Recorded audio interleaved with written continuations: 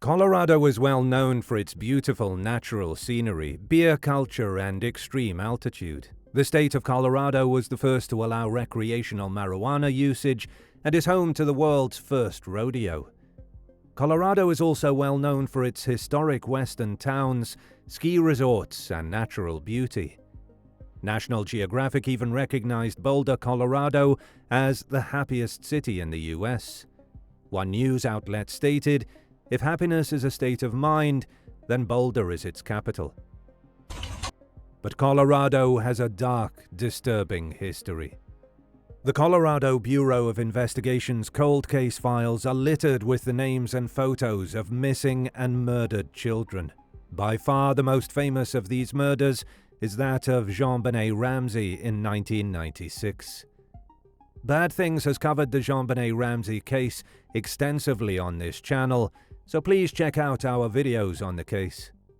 Today's video highlights the abduction and murder of Tracy Neef, a cold case file that has stumped investigators since 1984. We'll look at the timeline, the theory that may link Tracy and JonBenet's deaths, and how this theory may be what most likely happened in this heartbreaking case.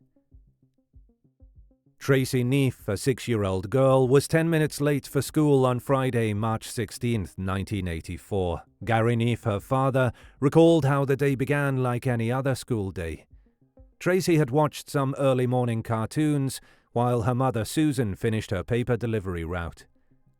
Susan had been running late that morning, so Gary helped Tracy get ready for school. He noted that she was dressed in pants and a shirt with the words, "I don't look for trouble," written across the front. Susan dropped Tracy off at Bertha Hyde Elementary School in Thornton, Colorado at 8:20 a.m., late enough for the playground to be deserted and the school's back door to be locked as a safety precaution. Tracy seemed to pause for a second as she hopped out of her mother's car and raced towards the building. Tracy went through the gate that led to the school's main entrance after realizing that the rear door she regularly used was closed. Susan kept an eye on her daughter until she was out of sight and presumably secure inside the school building. Susan left home at 2:45 p.m. and drove the 6 blocks back to Bertha Hyde Elementary School, planning for Tracy to be waiting for her. She waited as children poured out of the building, but didn't see her daughter. Susan waited a few more minutes, assuming Tracy was late, but the young girl never came. Susan first assumed that her daughter decided to walk home from school with a friend. Susan drove carefully back home, keeping an eye out for Tracy walking on the pavement. Susan came to the conclusion she wouldn't see her child walking down the street and drove home. Tracy had never shown any interest in walking to and from school, despite the fact many of her classmates walked home from school daily. Susan, with panic setting in, drove back to Tracy's school. She parked her car and proceeded inside the school, where she sought out Tracy's teacher. She was taken aback when the teacher told her that Tracy had not attended class that day. She drove home in tears, unsure what to do, and immediately contacted her husband at work. Gary realized something was amiss when his supervisor paged him and pleaded with him to contact his wife. Gary did so promptly, but he couldn't understand what Susan was saying since she was crying uncontrollably. He left work as soon as he could make out what Susan was saying. Gary and Susan drove around the neighborhood in disbelief for nearly 45 minutes before realizing the enormity of the situation. At 4 p.m., they felt they needed to notify law enforcement. Officers arrived and began their search for Tracy, while detectives questioned her distressed parents. Susan confirmed in the interview that she was late that morning and that the playground was deserted when she dropped Tracy off. Tracy and her friends would typically congregate on the playground while waiting for their teachers to arrive and take them to class via the school's rear entrance. Once all the pupils had made their way into the school building, the rear entrance was closed, leaving the front door as the sole route to access the school. As a precaution, everyone entering the building while classes were in session had to check in at the front desk. Susan informed investigators that Tracy was wearing a winter coat and carrying a red backpack with her Pac-Man lunchbox. There was no policy at the time requiring school staff to contact parents if their children were absent from school. Tracy had been missing for over 7 hours when Susan discovered she hadn't arrived for class that day. While law enforcement was conducting an extensive search of the area surrounding Tracy's elementary school, a tragic find was made 40 miles away near Nederland, Colorado. Around 4:45 p.m., a couple walking their dog near Barker Reservoir in Boulder Canyon discovered the lifeless body of a young strawberry blonde girl. Tracy's body was discovered in a grassy area near Colorado Highway 119 in Boulder. Her kidnapper and killer seemed to have deliberately and carefully laid her out on the ground, as she was found with her knees bent together and her hands palm down on her stomach. Tracy's school things were spread alongside her body, and her bag was discovered approximately 100 feet away. A man later reported finding Tracy's bag by the side of the road at about 1:30 p.m. that Friday. He unzipped the bag to see if he could figure out who it belonged to, but it was empty save for a Pac-Man lunchbox. A coat was on the ground beside the bag, so the man put it inside the backpack and left it where he found it. Tracy's wrists had ligature marks, indicating that her kidnapper had restrained her at some point. There was another ligature mark around her chin, which looked to be from the strap on her coat. Her assailant most likely attempted to keep her quiet by tying her coat over her mouth, creating the mark in the process. She also had 2 little scratches on her face, one on her cheek and one above her left brow. The killer's fingernails most likely produced these as he tried to silence her. Even though Tracy was still dressed in her t-shirt and pants when she was found, the coroner decided that she had been sexually assaulted and asphyxia was found to be the cause of death. According to the coroner, her kidnapper did not plan to murder her, but did so by wrapping her coat so tightly over her mouth and nose that she was unable to breathe. Tracy's body was found fully clothed and next to a busy highway, showing that her attacker panicked when he discovered she was dead and wanted to dispose of her body right away. Tracy was most likely murdered between 10 a.m. and noon, according to the autopsy report. Investigators hypothesized that someone saw Tracy walking towards the entrance of her school and either snatched her or enticed her into getting into his car. Gary Neef was sure that his daughter would never have voluntarily gotten into a vehicle with a stranger. He suspected she knew her murderer. Several Denver area girls reported being sexually attacked by an unknown man who then let them go. Investigators suspected that the same person had kidnapped and killed Tracy. If this is the case, he most likely planned to release her after assaulting her, but accidentally killed her.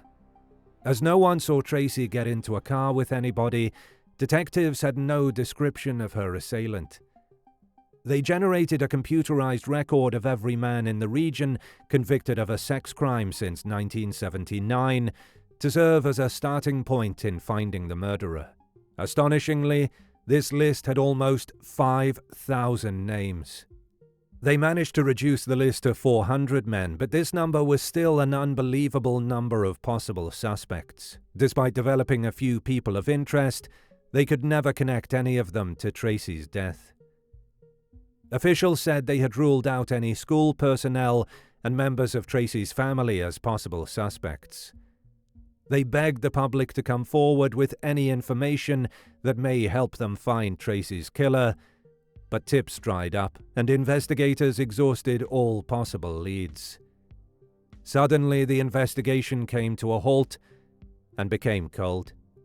The case would be revisited multiple times throughout the years. When Tracy's autopsy was performed in 1984, the coroner collected 2 hair samples from the body that were most likely from her murderer. One hair was discovered on her shoe, but it was lost and is no longer in evidence. A second hair was found in her pubic region, and an effort was made in 1998 to extract DNA from it, but the hair got contaminated in the process. Although some relevant evidence was acquired, the contamination of the hair means that it cannot be submitted for the more sophisticated testing that is now widely available. Incompetent forensic work may have forever assigned Tracy's case to the cold case files.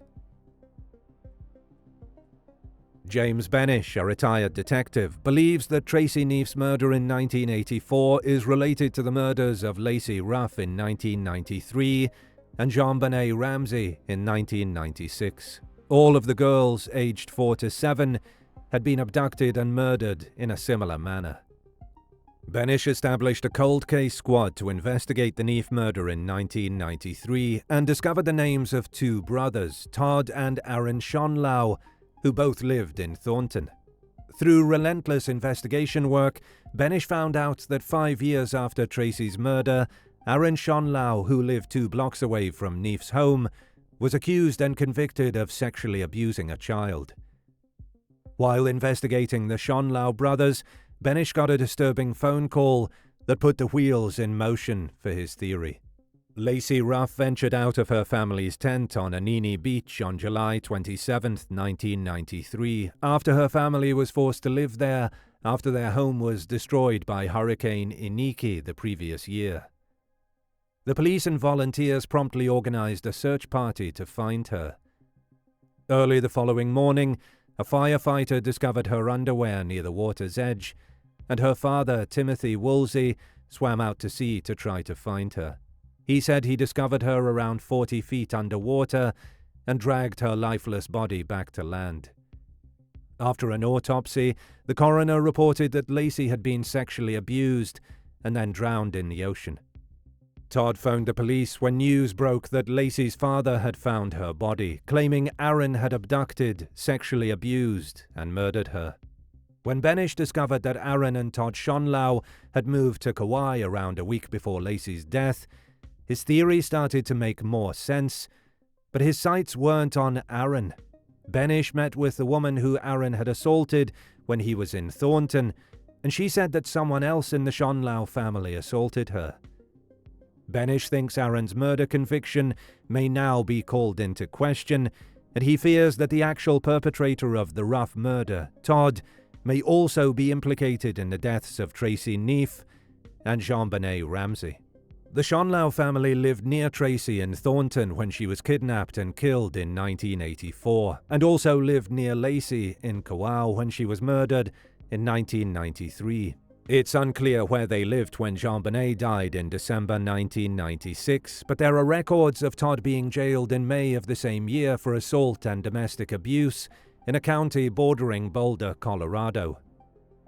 This conviction suggests that he might have still been around JonBenet's neighborhood 7.5 months later when someone broke into the Ramseys' home and murdered her. The most persuasive yet controversial circumstantial evidence is an apparent confession by one of the brothers. Tiffany Kaneko contacted Code 4 Publishing, an independent California book publishing business specializing in true crime books, with her story in January 2012. She said that her boyfriend, Todd Schonlau, told her that he was involved in the death of Lacey Ruff in 1993 and that his brother Aaron had been incarcerated for the crime. Kaneko said that when Schonlau initially confessed to her, she did not believe him. However, after investigating the murder on the internet, she confirmed that the crime occurred and that Todd's brother was imprisoned for it. Kaneko said that Todd informed her that his brother Aaron had sexually assaulted Lacey in Hawaii. Todd then asked his brother where the attack occurred and returned to the scene. He told her that he found Lacey's body and dragged it into the water, but it resurfaced even though he had added pebbles to her clothes for weight. Todd said that he swam out to the body, recovered it, and then used heavier objects to weigh it down. He told Kaneko that he had taken her body into deep water so that sharks would eat her. Todd said that he didn't realize Lacey was still alive when he disposed of her body. She said he informed her that since she was still alive when he threw her into the water, it was he, not his brother, who had murdered her, as her cause of death was ruled as a drowning. When questioned about his connection with his older brother, Todd, Aaron said that his older brother wielded power and control over almost everything he did throughout his life. Todd insisted on taking Aaron with him wherever he went, and as a consequence, he was often held liable for their youthful crimes and indiscretions. It became a way of life for Aaron. Did Aaron take the rap for Todd, as he had done so many times before? 3 crimes involving victims that are similar in age and appearance. All 3 children were abused and killed in a similar manner. Each crime seemed frenzied and reckless, but was perfectly organized. Every time, this crazy and impetuous criminal left little to no evidence. Is James Benish onto something when it comes to the Schonlau brothers? He may just be. Todd Schonlau was arrested on Monday, May 25, 2020, and booked into Marion County Jail in Salem, Oregon, on charges of menacing unlawful use of a weapon. Aaron was convicted of murdering Lacey and sentenced to life in prison.